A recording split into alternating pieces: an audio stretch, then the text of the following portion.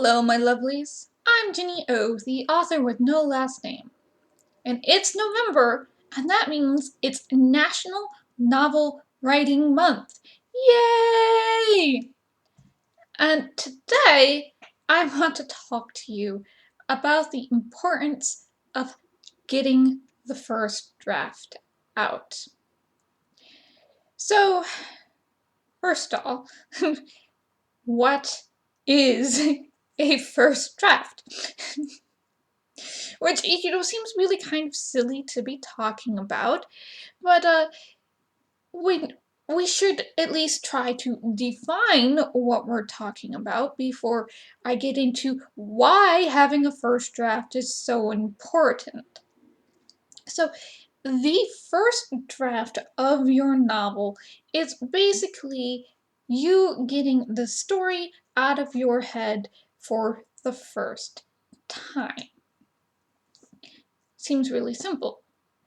Until you sit down with your notebook or your laptop or your tablet or whatever you're going to be using to write your book on or in, because we use, digital documents a lot more now than we use paper documents, and you're staring at that blank page, and it can become rather daunting. Now, it does not matter to me how you choose to plan to write for your story, okay? Some people, myself included, we like outlines, okay? I like outlines. I like making nice world-building lore documents. I like having lots and lots of pictures.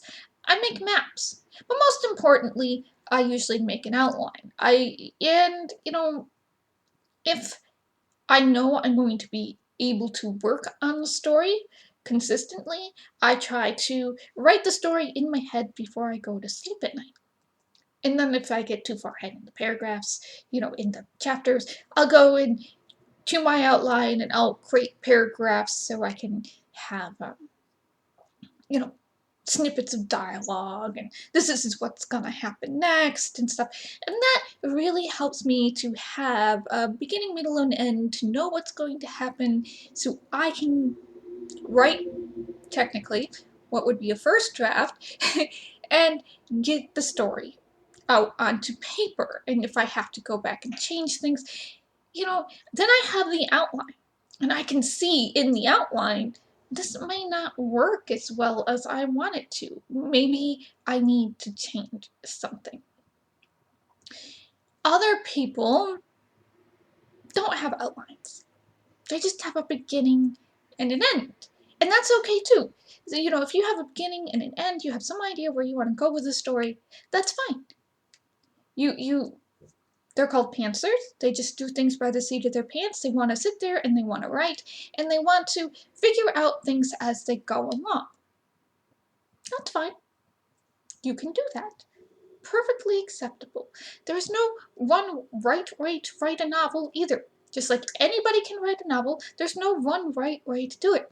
And then there are other people who are kind of, in between those two extremes of we must have an outline and all our research and we are doing this by the seat of our pants. Sometimes, and I'm guilty of this, when I'm trying to figure out, I do an outline and it says, and the part of the outline, part of the climax or whatever is, and now we have a car chase scene. And I go, I don't know what's going on in this car chase scene. I have no idea. I need to go research, the area the car chase is going to be in. Is it even possible to do this? Blah, blah, blah. And then I realize while I'm doing that, oh, I can make a callback to book one. We're going to pretend I planned this. And that's kind of the fun part of writing. Sometimes you can plan those callbacks, so you have an idea of how you're going to end the story in the future. And other times it's, oh, this would work well here. Let me do that and pretend I planned it that way. Not always, So sometimes it's super, super planning, and sometimes it's by the seat of your pants, and sometimes it's in the middle. So no one right way to do it. The important thing, though, is to sit there and actually do it, to actually write your story. So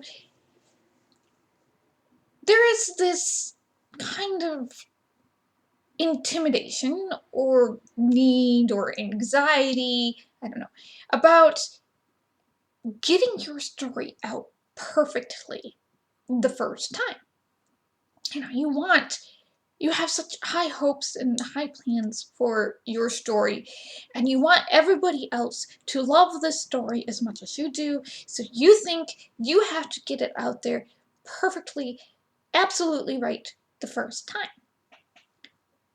And that's not always necessary, especially, say, if you're working with these characters for the first time, in this world for the first time. So you have say, you're going off of what I talked about last week in the 5 different elements of the novel. So you have your setting and your characters and your goal and your obstacles and their personal investments.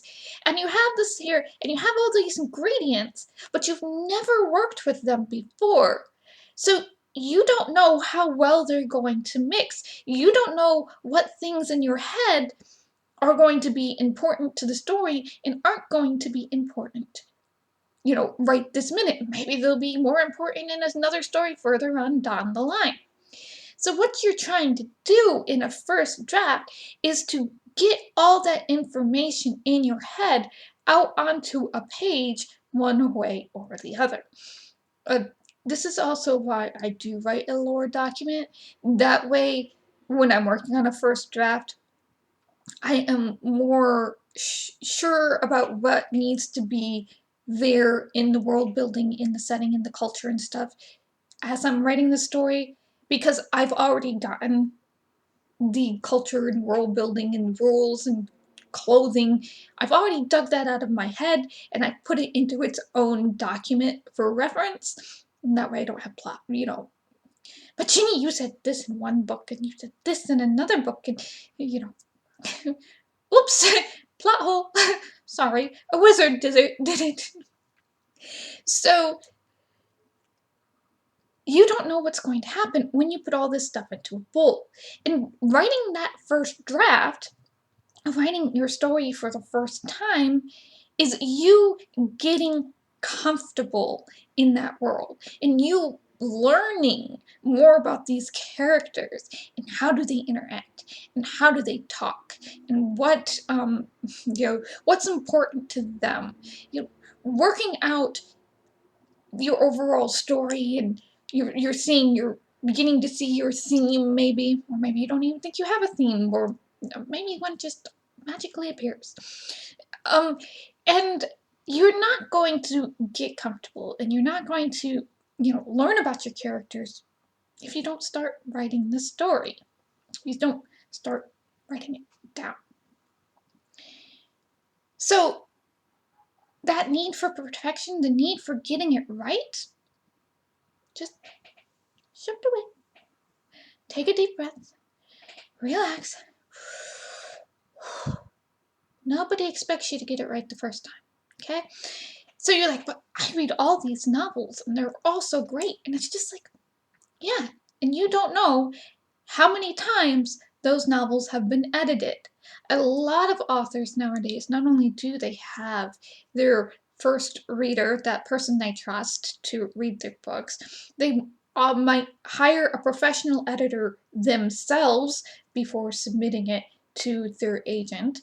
Okay, and then they will also have a group of readers, usually to help them with some sort of story feedback.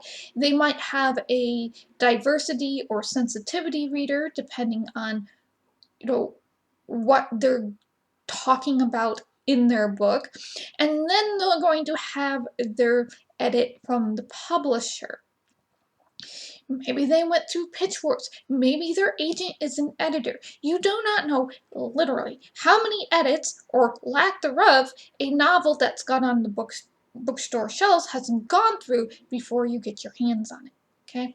So the important thing here to remember is that your first draft needs to exist. That's all it needs to do. It just needs to exist. It is you getting the story in your head out onto the page. And once it exists, once this idea exists in a concrete format, whether it's in a notebook and you need to type it up, or whether it's in, a digital document somehow, maybe you're writing it in your email, I don't know. Then you can do stuff to it.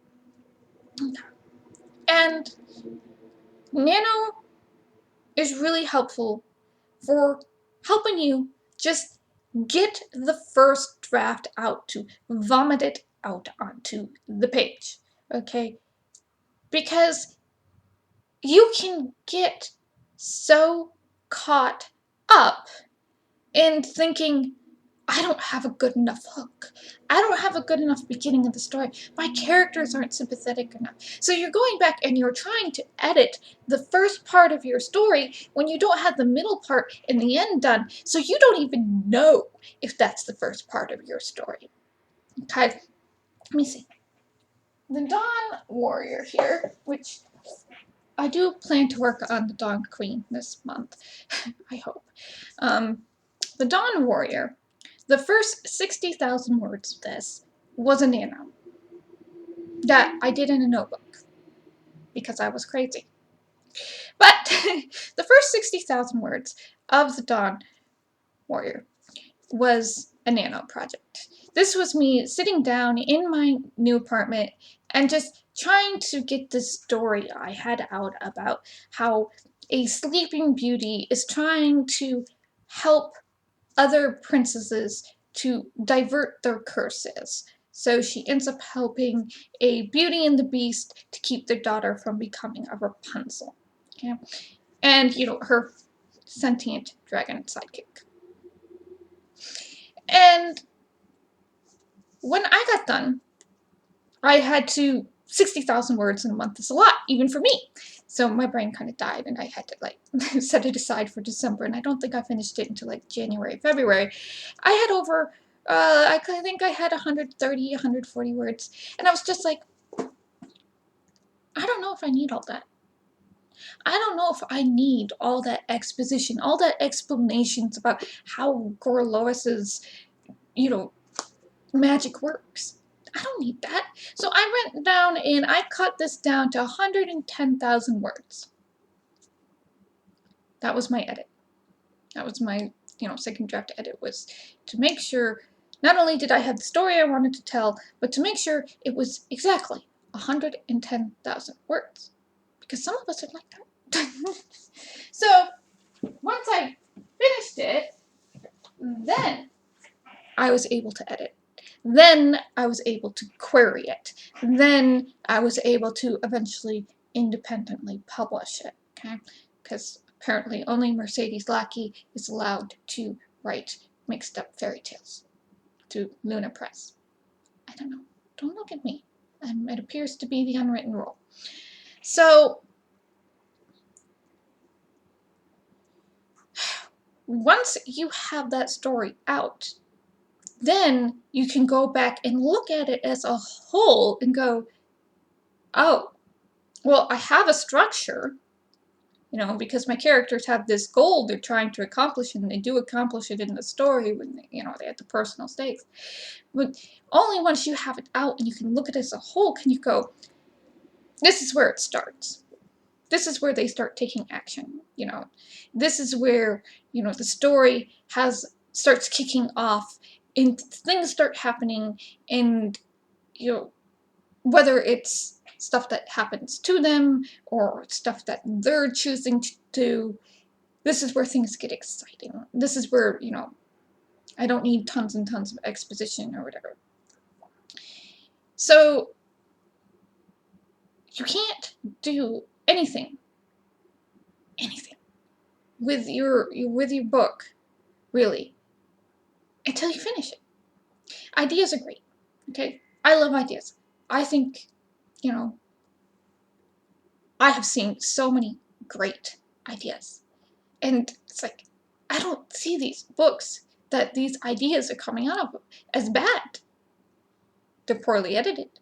Sometimes the characters are not very sympathetic or even likable. They aren't bad. They're just needed somebody to sit there and go, what are you trying to convey? Where does this story actually start? You know, how can you make these characters more enjoyable? Because they're not enjoyable right now. Are you sure your research is on point? I mean, I've seen a lot of different stuff. You know, is your romance believable? And you can't sit there and figure this out without having that whole story in front of you. And I know there are authors out there and who say they edit as they go along. And so they don't have a 3-draft process. And that it still baffles me, because how can you be so certain that your story is as tight as it could be if you don't sit it down and, you know, look at it as a whole, if you're only looking at it in parts, okay?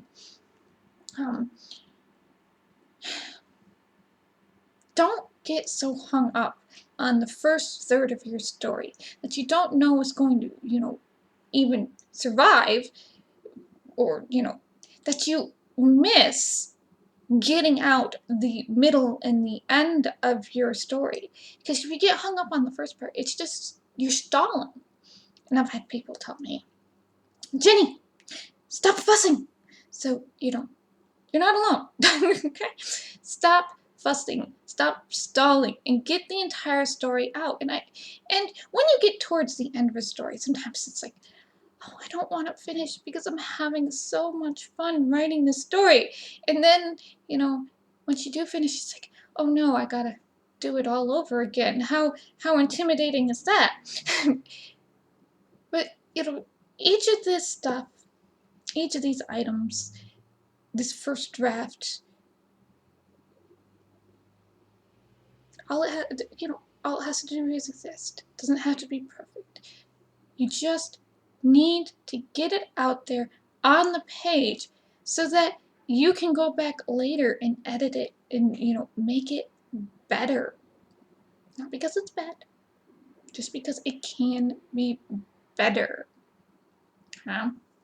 So, let me see. Anything else I want to say about this?